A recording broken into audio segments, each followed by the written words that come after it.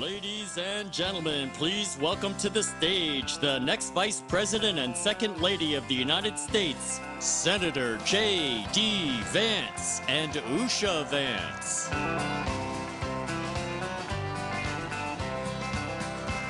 Why don't we liberate these United States? We're the ones who need it worst. Let the rest of the world help us for change, and let's rebuild America first. Our highways and bridges are falling apart. Who's blessed and who has been cursed? There's things to be done all over the Thank world. you all. It is great to be in Pere, Wisconsin. Thank you. Now, I want to give a couple of notes of gratitude here because this is not possible, of course, without all of you. And I want to thank the CEO of Amerilux, Kurt. Where's Kurt at? Thank you, Kurt, so much for being here, and thanks for doing this. This is a great American manufacturing company, and we want to promote American manufacturing on this campaign. We're going to bring it back and bring it back better than ever, thanks to Donald Trump's leadership. And I'll say I'm thrilled to be joined here by my lovely wife, Usha. Usha, thanks for coming around with us today. She always gets a little embarrassed, but why not embarrass your wife, right? Take the opportunity. I'll deal with the consequences later. We've got the great, and I really mean one of the great United States senators in the entire country from the state of Wyoming, John Barrasso. John, thank you for being here.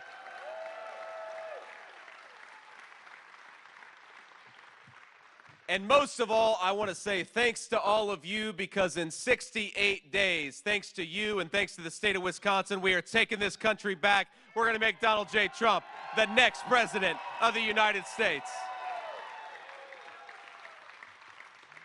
Now, we got to just talk a little bit about the record of Kamala Harris because, you know, she does this thing. She does this thing, Kamala Harris does, where she stands before a crowd like this, and to get a crowd like this, of course, Kamala Harris has to have a rock star or a rapper open for her. And then, you know, before her remarks are even over, they're all heading for the exits. You guys are a great crowd, and I'm thrilled to have you. But look, Kamala Harris, she stands before crowds like this, and she'll say, without a hint of irony or a hint of shame, that on day one, my friend, she is going to tackle the affordability crisis that's affecting American families. And on day one, she's going to make groceries more affordable. And on day one, she is going to make it possible for young people to afford a home. And every single person with an ounce of sense is saying, well, Kamala, day one was 1,300 days ago. What the hell have you been doing all the time? And John's been in politics, the great John Barrasso has been in politics a little bit longer than I have. But John, can we think of anybody who can stand for 3.5 years as the Vice President of the United States and pretend that she's not even been in power? Have you ever seen anything like that? Nothing like it in the world. That's crazy. It's the craziest thing. But Kamala Harris, she's done a lot since day one, and that's exactly the problem, isn't it, ladies and gentlemen? She's been doing way too much since day one, and let's run through all of the broken promises and the broken dreams because of Kamala Harris's leadership. Well, number one, earlier today, we were in Pennsylvania talking to some great truckers in Erie, Pennsylvania, and you know what the truckers say is their number one problem? The cost of fuel. Some of you, I just heard say it. And why is fuel so expensive? Because Kamala Harris made a promise that she wanted to ban fracking, she wanted to ban offshore drilling, she wanted to destroy the American energy industry. That's what Kamala Harris said she was going to do, and then she went about for 3.5 years and did it. And now our truckers are paying too much for fuel, but it's not just our truckers. We all know that because our truckers bring everything to market, they bring the groceries to the grocery store. They bring the lumber to the construction site. If the truckers are paying more for fuel, we're all paying more for everything. And that's exactly what Kamala Harris has done. So how about this, Kamala Harris? Why don't you stop destroying American energy? Why don't you stop buying energy from tin-pot dictators all over the world? Let's buy American energy from American workers right here at home, and let's start doing it now.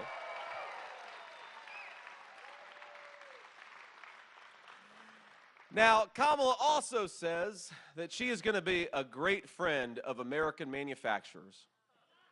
She's going to be, but for 3.5 years, she hasn't done anything. Kurt, has she been a good fan of and a good friend of American manufacturers? Negative, exactly. To the workers out here, has she been a good friend of the American working man and woman? Absolutely not. Because look, Kamala Harris made a very dumb decision to try to ship all of our jobs overseas and to use your tax dollars to subsidize products not made by Americans, but made by the communist Chinese. It was Kamala Harris that implemented the EV mandate.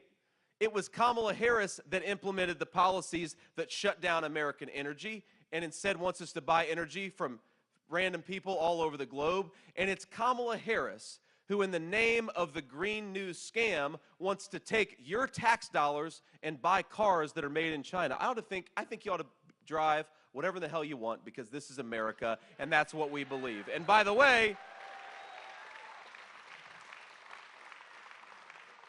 if you're buying whatever car you want, you're going to buy cars made by American workers, because those are the best cars in the world. It's very simple. Now, it's funny, I talked to the president earlier today, and he says hello. Sorry I can't be here with you, but he's running all over the country. I'm running all over the country because we believe it's important to win, so we're taking a divide and conquer strategy. But he said, you know, JD, the crazy thing about Kamala Harris is, even though she said she wanted to defund the police and ban fracking, she said she wanted to shut down American energy, and she wanted to open the border, and of course she's done all these things, Kamala Harris now pretends that she agrees with me on everything. Now, you trust, or if you watch what Kamala Harris is saying, she actually says now that she pretty much agrees with Donald Trump on everything.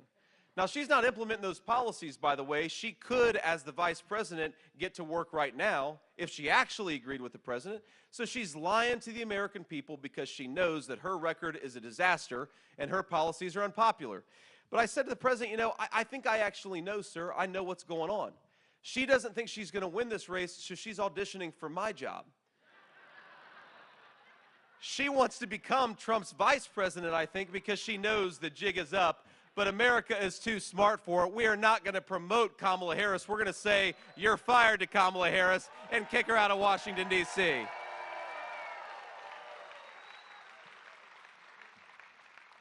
So I want to just tick through what her policies have done to the American people, and then I want to tick through what Donald Trump's policies have done and will do again for the American people. You know, 60% of Wisconsin businesses aren't hiring right now. That's because of Kamala Harris's policies. Is that a good idea? 70% of Wisconsin workers say that their pay has not kept up with the price of housing and the price of groceries. Is that a good thing?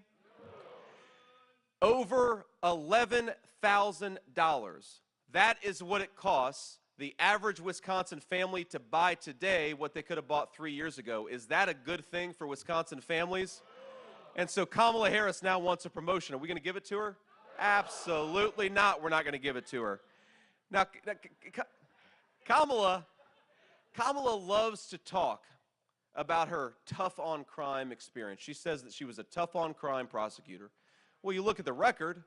The record of Kamala Harris is that she has been the best friend to the Mexican drug cartels that they have ever asked for. And you ask, why are our communities flooded with fentanyl? It's because of Kamala Harris. And why is it that hospital wait times have gone up? It's because Kamala Harris let in 25 million illegal aliens. And why can our municipal governments not afford to pay their police officers? Because Kamala Harris has got them paying for the health care of illegal aliens. This is not a program, ladies and gentlemen, that works for American workers. This is a program that works for people who shouldn't even be in this country in the first place. And Donald Trump, by the way, Donald Trump has got a different message to the 25 million people who are here in this country illegally. Pack your bags. You're going home in 6 months.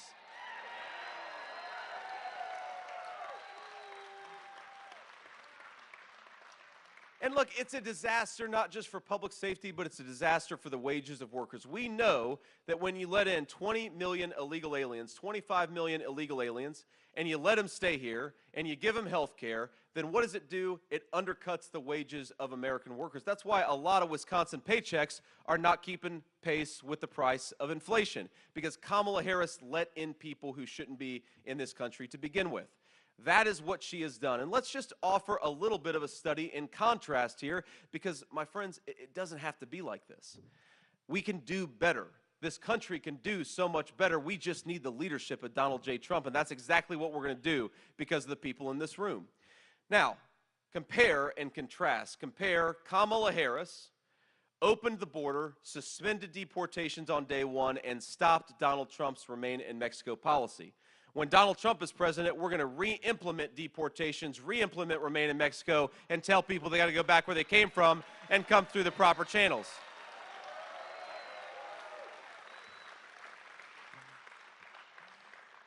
Kamala Harris shut down American energy, raised the price of gas and utilities on American families and American manufacturers. Donald Trump's message and solution is simple. Drill, baby, drill. Open up America's energy markets and get it from our own workers.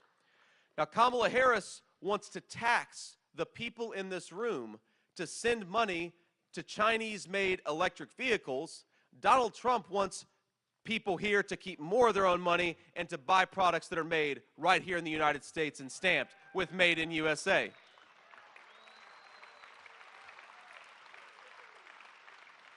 And finally, Kamala Harris would like to reward the companies that ship jobs overseas and raise your taxes.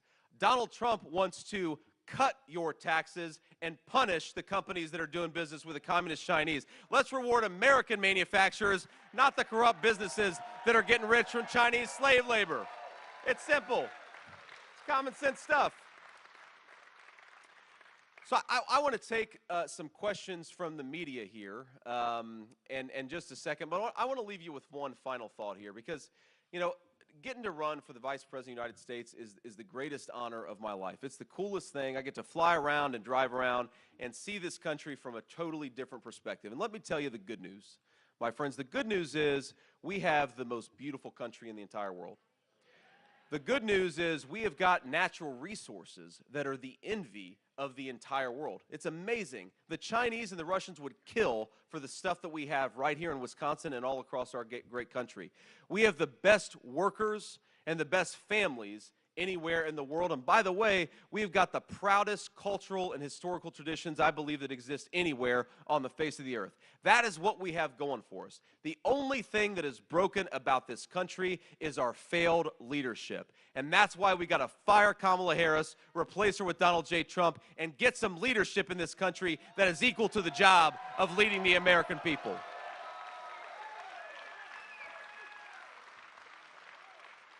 So it's going to start right here in Wisconsin. We're going to win this race. We're going to win Wisconsin. We're going to take back this country, and we're going to do it because of every single one of you. God bless you guys, and thanks for having me.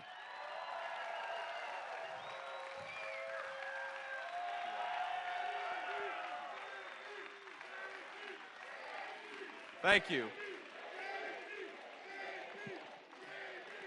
Thank you, thank you, thank you.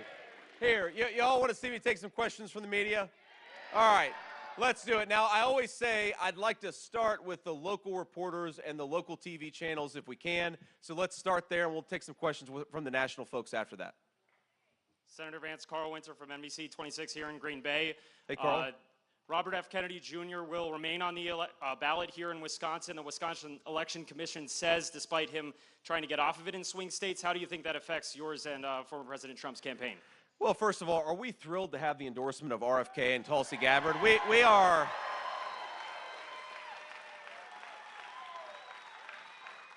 It's funny, as much as the media says that Trump is the candidate of division, the reality is that we, from Nikki Haley and Brian Kemp to RFK and Tulsi Gabbard, Donald Trump is the candidate of common sense and cutting out the craziness, and we're thrilled to have support from across the political spectrum. I mean, look, I think it's ridiculous that RFK has endorsed Donald Trump. He has petitioned to be taken off the Wisconsin ballot, but a bunch of bureaucrats are going to keep his name on the ballot because they think it'll hurt Donald Trump. I think we're going to win Wisconsin anyway, and we're going to fight for every single vote. That's our plan.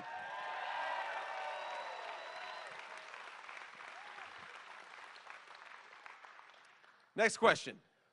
Hi, Senator Vance. Paul Stino from CBS here in Green Bay.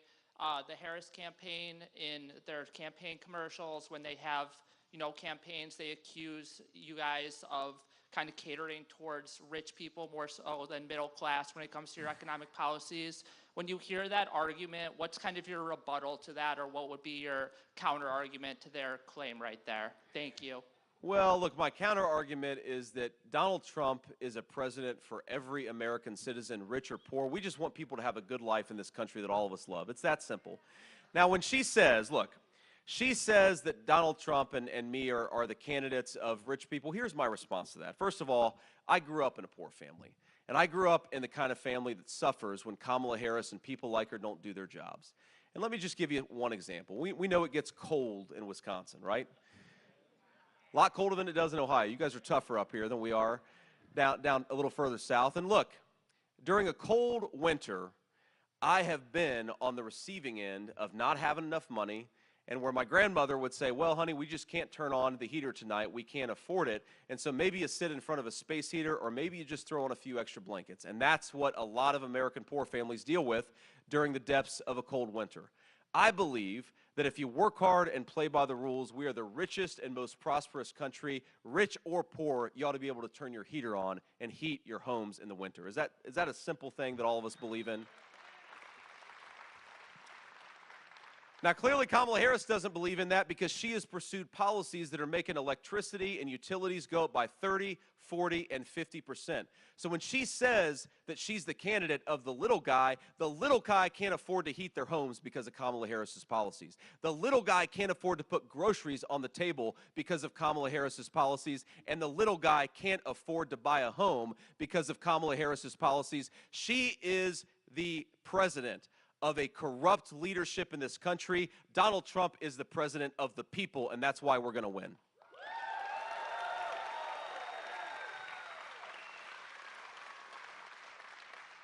Next question. Senator Ben Krumholz with Fox 11 in Green Bay. What do you want to see happen with abortion? Well, what I want to see happen with abortion is that each state, and this is President Trump's view to be clear, each state ought to make their own abortion policy, okay? Wisconsin's going to have a different view than California. California's going to have a different view from Alabama. And what the president has been very clear about is he wants the voters to make those decisions in each individual state, and his government is going to focus on lowering prices for American families. His government is going to focus on closing down that southern border and stopping the flow of fentanyl and crime into our communities, and his government is going to focus on bringing peace and stability back to the world. I recognize that a lot of people don't agree with my views on abortion. A lot of people may not agree with President Trump's views on abortion, and I think that's why what the president has said makes a lot of sense. We need to let the voters of the individual states make these decisions. Now, by the way, that is not Kamala Harris's view. Kamala Harris wants to shut down Christian hospitals who don't agree with her radical agenda. Kamala Harris would like to force taxpayers to pay for late-term abortion, and I think that's despicable, certainly despicable to make taxpayers pay for it. So when Kamala Harris says that we are the extremists on abortion, she is the one that wants to force her radical abortion policy down the throats of the whole country. It's ridiculous, and I don't think the American people buy it.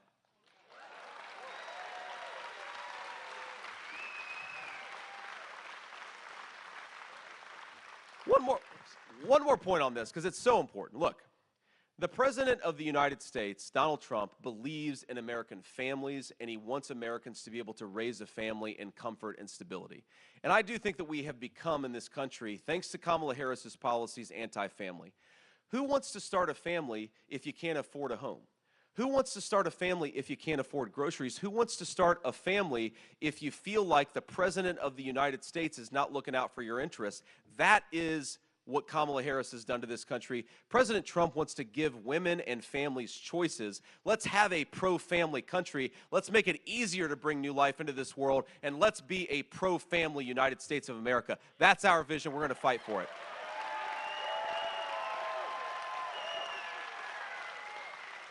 Thank you. Next question. Hi, Senator. Jason Zimmerman from Action 2 News. First of all, how do you solve the crisis between Israel and Hamas and put an end to that conflict? And how concerned are you about the tension building between Israel and Iran right now? Well, look, I worry about the tension a lot because Kamala Harris has given the Iranians billions of dollars, and they keep on buying weapons and attacking not just Israelis, but they keep on attacking Americans. It's crazy. Stop giving bad guys money. It's not that complicated. It's a very simple principle in American diplomacy. The second thing that I say is, look, it is not our business to micromanage Israel's war in the Middle East. Hamas is an evil organization. Thank you.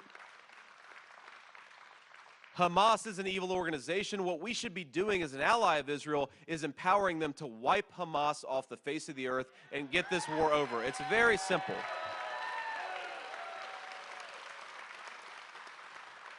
I think the problem with Kamala Harris's policies is it's like the dumbest of two possible worlds, right? You're saying that you want to, that's Kamala Harris for you, but you want to prolong. She's saying that she wants the war to end as quickly as possible, but she refuses to provide the necessary stuff so that Israel can end the war as quickly as possible. She says that she cares about innocent civilian casualties, and I do too. I don't want innocent people to die in this conflict. The solution to that, though, is to give people precision weapons that minimize civilian casualties and let Israel destroy Hamas and get this thing over once and for all. That's simple. Kamala Harris is pursuing the worst of all possible worlds. Donald Trump's going to bring some peace and stability and some common sense back to the United States of America foreign policy.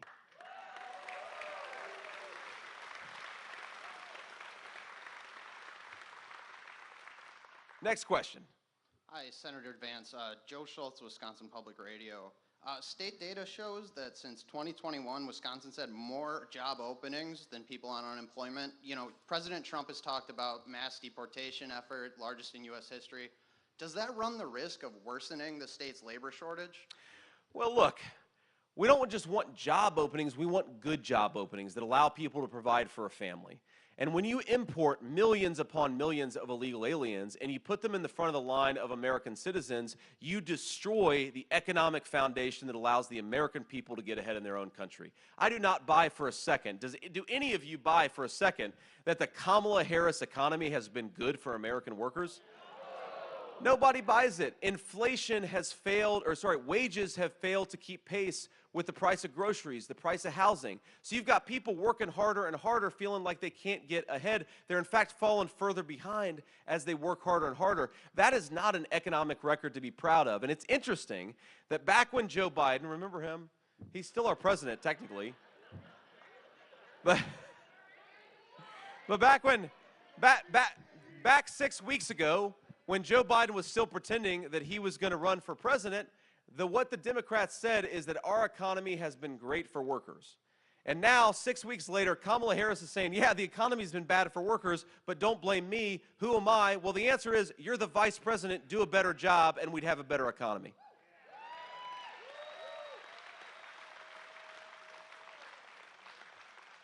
Next. Aaron Palish with CNN. Thanks for taking my question.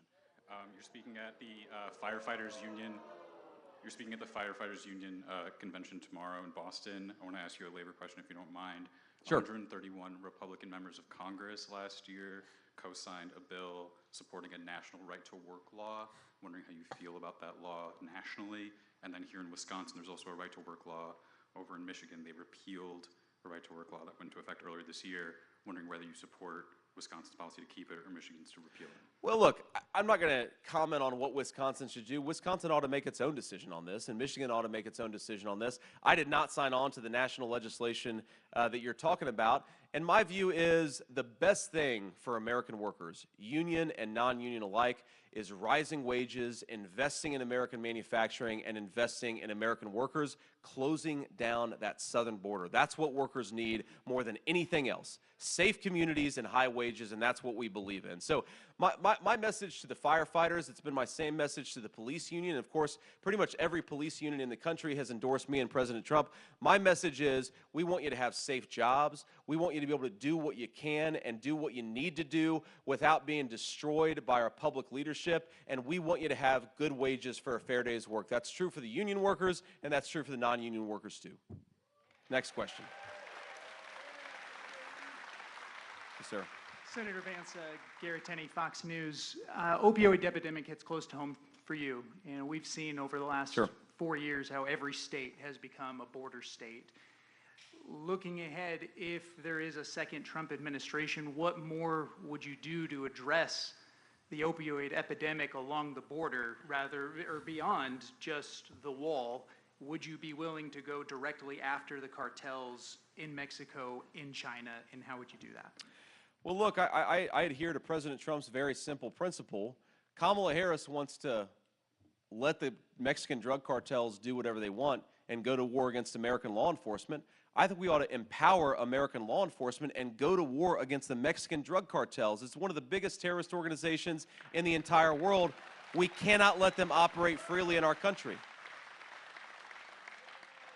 And the other thing that's driving the fentanyl problem, and you're right, I've been affected by this very personally. And so when I think about this issue, I think about all the kids that are praying at the bedside of their mom or dad because their mom or dad just had an overdose. Because I was that kid at one point in my life, and I was very lucky because my mom woke up and we got a second chance with my mom, and she's been clean and sober for almost 10 years. And what a great thing that is. What a great grace. And Mom was going around the campaign trail with me actually the last couple of days. She had a very good time. And, you know, again, I would not have had that second opportunity with my mom if the poison that's coming across today was coming across 15 years ago. We would have never gotten that second chance. And that's what I want. I want more American children to have second chances because we know addiction is a terrible scourge. And some people, they're able to kick it 2 days after they get that habit, and some people it takes years of getting back on the horse, falling off the horse, and getting back on. We just want to promote as many second chances as possible. And here's something else we have to do other than go to war against those drug cartels. We have got to tell the Communist Chinese Party, stop manufacturing this garbage and sending it into our country. And one of the things that Donald Trump doesn't get nearly enough credit for, and there's a lot of things, but towards the end of his last term, he was on the cusp of striking a huge deal that was going to shut down fentanyl manufacturing in communist China, would have saved hundreds of thousands of American lives, and Kamala Harris let that languish. Instead of fighting for Americans, she continued to allow the communist Chinese to make this garbage. Our promise and our threat to the communist Chinese ought to be, if you want access to American markets, if you want to sell your stuff in the United States of America, stop manufacturing this poison that's killing our citizens. You just need strong leadership to do it. Thank you all. And why don't we do one more question, and then we're going to have to hit the road. Thank you all. Senator Vance, Mike Bender with the New York Times. I know we've asked you a couple of times today about the issue at Arlington National Cemetery, and I know you've mentioned that the campaign had permission to film there. One thing I didn't realize earlier today is that it's a federal law banning political campaigns from filming at grave sites. So I guess the question is, since families, to the best of my knowledge, civilians aren't able to grant exceptions to that, whether or not someone who wants to be president should have to abide by that law. Well, Mike, look, I think the right person to ask is the Gold Star families who invited Donald Trump and lost a loved one because of Kamala Harris's failed policies. Were they happy to have the President of the United States there? And they would say, absolutely. Thank God somebody showed up. They wish Kamala Harris would have showed up. And she didn't.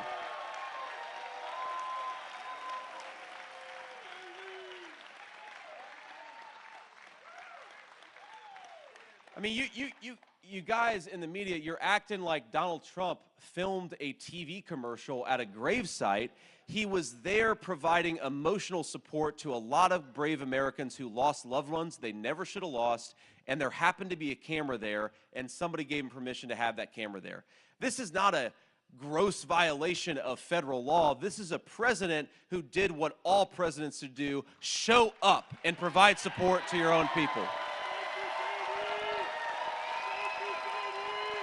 Thank you, sir. So again, I'm biased. I like Donald Trump. And I know you all do too. But look, ask the Gold Star families. And if there is a scandal here, I cannot get over the press's obsession with this. Because what is the bigger scandal? That Donald Trump was invited to stand by a graveside and actually accepted the invitation, or that Kamala Harris let 13 brave Americans die because she's a failure of a leader? And why hasn't Kamala Harris fired anybody who was implicated in getting those 13 Americans killed? And why hasn't there been a real investigation about why those 13 Americans got killed? I think that's a much, much bigger problem, and that's where the media ought to focus, not on Donald Trump doing his job and showing up as the president should. So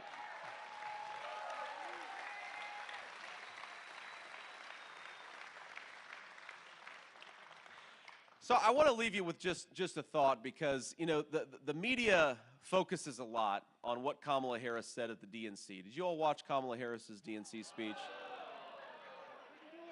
I knew what the answer was going to be. You all are smarter than I did, but I'm in this business, so I had to watch at least some of it. And she talked all the time about joy, about how joyous she was and how joyful she was. And as I was watching her, I was reflecting on the fact that 65% of our fellow citizens think the country's heading in the wrong direction. And a lot of our fellow citizens, especially the poorest Americans and a lot of our middle-class people, they can't afford food. They can't afford a place to live. They're young people. I mean, young Americans want to be able to buy a house, and they can't afford it. And I thought to myself, Kamala Harris has been president, vice president, I should say, for 3.5 years. And let's be honest, she's practically been the acting president, because we all know Joe Biden isn't home. She's been the acting president for 3.5 years in this country, and her citizens are suffering. She should not be feeling joy. She should be feeling shame. And she should be looking herself in the mirror and asking how she could do a better job. And what we have in our campaign, it's not this fake joy of Kamala Harris. It's the very real hope that the best days of this country are ahead of us. And you know why the best days of this country are ahead of us? Because of you. Because we have the best people, we have the best workers, and we have an American president, Donald J. Trump, that is going to run and fight for you. He's going to work for you every single day. But if we want an American president who is equal to the task, and we want an American leader who deserves to be the leader of this great country, it's not going to happen if we sit on our rear ends. We're going to have to work for it. And so what I want you to do is get out there and tell every person you know why you're voting for Donald Trump. Get your friends and your family to the polls. Drive, you know, your elderly folks, your mom, your dad, get them to the polls. Do everything that you can. Because while the corrupt media and the bureaucrats and the people who have gotten rich off of American decline, they have chosen their candidate, and it's Kamala Harris. We are the American people, and our candidate is Donald J. Trump. Let's get him across the finish line, and let's do it together. God bless you, and thank you for having me. Why don't we liberate these United States? We're the ones who need it worst. Let the rest of the world help us for change, and let's rebuild America first. Our highways and bridges are falling apart. Who's blessed and who has been cursed? There's things to be done all over the world, but let's rebuild America first.